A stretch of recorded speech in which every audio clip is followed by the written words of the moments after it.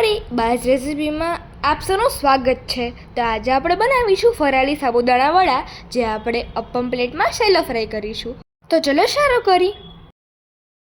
સાબુદાણા વડા બનાવવા માટે આપણને જોશે 1 કપ સાબુદાણા, જે અમે પાણીમાં સાફ કરી 5 થી 6 કલાક માટે પલાળી દીધા છે.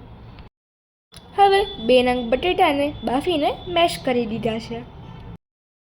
તેમાં આપણે એડ કરીશું પલાળેલા સાબુદાણા, 1 કપ ગ્રાઇન્ડ કરેલા શિંગદાણા, 2 ટીસ્પૂન આદુ મરચાંની પેસ્ટ, મીઠા લીમડાના પાન, 2 સ્પૂન આમચૂર પાવડર, 1 ટીસ્પૂન ખાંડ, 2 ટીસ્પૂન મરી પાવડર, સ્વાદ અનુસાર મીઠું, ધાણા ભાજી, લીંબુનો રસ.